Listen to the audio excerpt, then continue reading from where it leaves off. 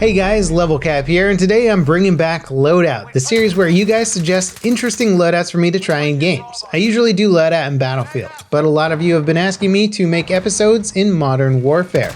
If there's a loadout you want me to try, leave it in the comments and I'll pick one of the top suggestions for next week's episode. For today's episode, I'm doing a classic World War II loadout using the Kar98k with just era-appropriate attachments. So no laser, no grip tape, stock, or any other modern stuff. As my secondary, I have the 1911 with the lightweight trigger. I picked this loadout as a throwback to Battlefield 5, or any World War II game for that matter. Now, I knew this would be challenging considering that the Kar98 is one of the hardest guns in the game to use. Modern Warfare is all about fast-firing, low-recoil weapons with insane TTKs. Using a bolt-action World War II era rifle with limited attachments was going to be a challenge, to say the least. Going into this episode, I expected to be at a big disadvantage. Modern Warfare's meta favors guns like the M4. Even if you kit out a bolt-action rifle with the best attachments, you're still going to get dunked on by a decent player with an automatic weapon. This is especially true for the Kar because unlike a sniper rifle, it has damage drop-off over range and only one-shots if you shoot people in the head beyond 47 meters. The one-hit kill area is a little more generous, under 47 meters, but it's still nowhere near as big as a proper sniper rifle like the HDR. I also tend to avoid using the sniper rifles in Modern Warfare because they handle so much slower than I'm used to. In Modern Warfare, you've got one shot and it has to be lethal. Follow-up shots are basically impossible to land because you'll be dead before you finish the cycling of the bolt. So grinding unlocks to make the HDR or the AX50 handle faster has been somewhat of a low priority for me. Getting into it with the Kar, I started by playing a lot of domination. This is a good mode for sniping because if your team plays it right, you pretty much always know where the enemy will be coming from. Initially, I tried running the 7x scope. This is how I would typically kit out a Kar98 if I had access to the ADS speed boosting attachment like stippled grip tape and tac laser, but they didn't have tac lasers in World War II. Without those attachments, it was almost impossible to quickscope or just react quickly to enemies in general. I had to set up and wait for enemies to push or peek from cover. Normally, I'd use the Kar like a super aggressive sniper rifle. Its damage drop off over range makes its sweet spot closer to medium range, and because it's a marksman rifle, its handling speed is pretty snappy. This makes it better for close quarter gunfights while also making it viable in those long range sniper duels if you can hit a headshot. Fights I was expecting to win based on how I normally perform with the Kar, I ended up losing because I didn't have the speed or accuracy that I'm used to with the other attachments. It didn't take long for me to realize that I needed to change my playstyle. For smaller maps, I focused on holding power positions and went with iron sights.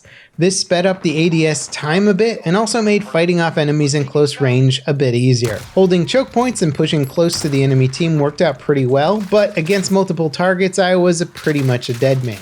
The Kar requires too much precision and handles too slowly to deal with groups of enemies.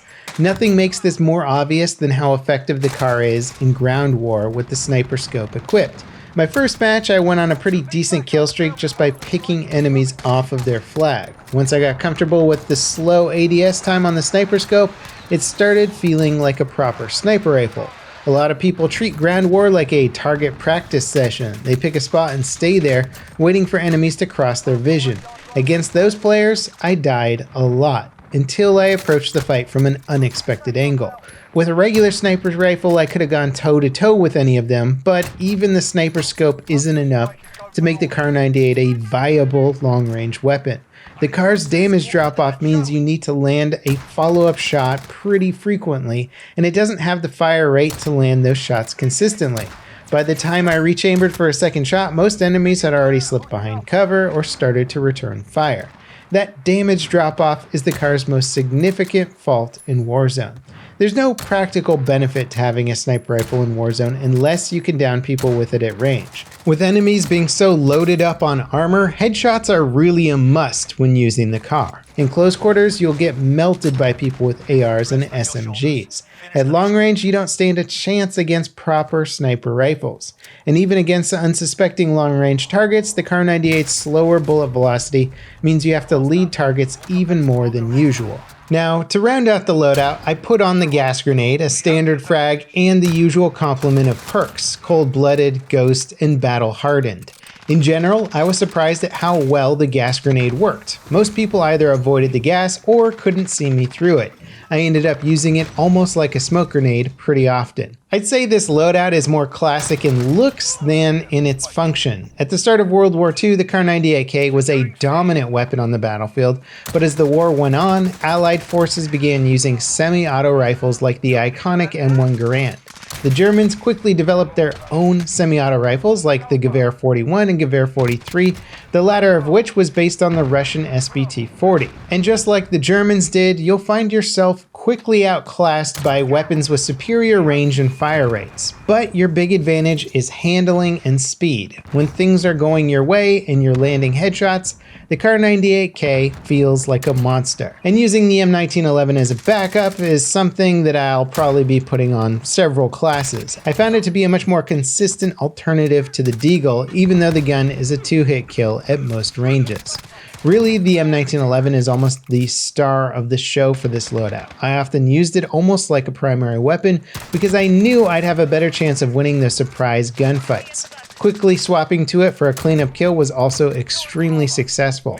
Unlike the Deagle, you can quickly spam enemies down with the 1911. In situations where you've just swapped weapons, sometimes your accuracy can go right out the window. The Deagle demands precision, but the 1911 doesn't, and it works great in the situations because of it.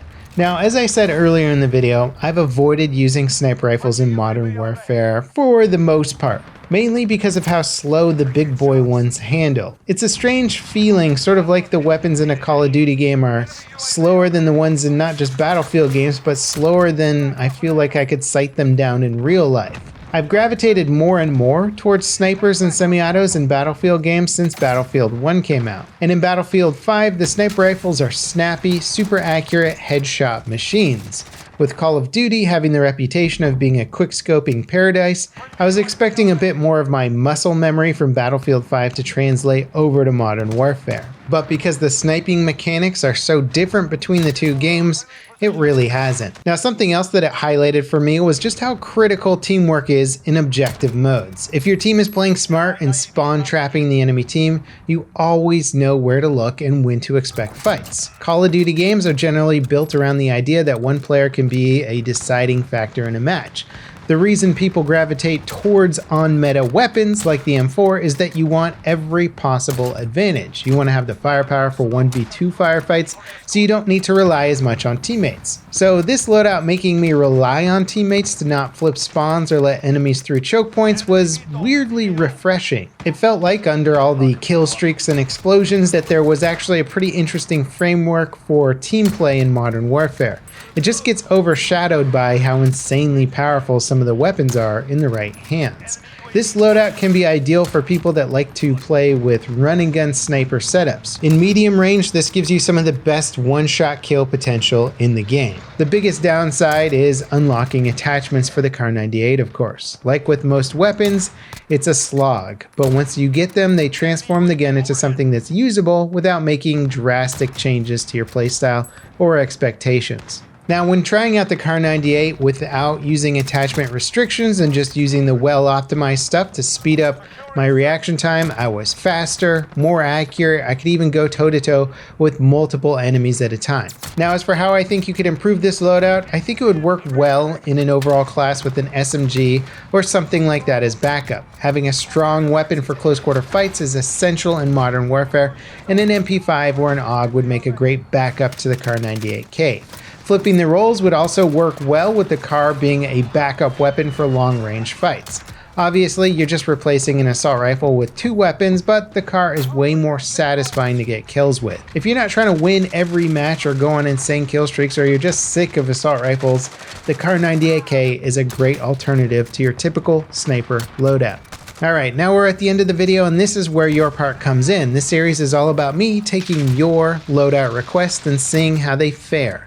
Leave your loadout suggestions in a comment below, and I'll pick one of the top rated comments over the next week. It can be anything from a classic Modern Warfare 2 loadout to a Battlefield clone. The more interesting or unique, the better. As always, guys, thanks for watching. I hope you enjoyed it, and I'll see you next time. This is LevelCap signing off.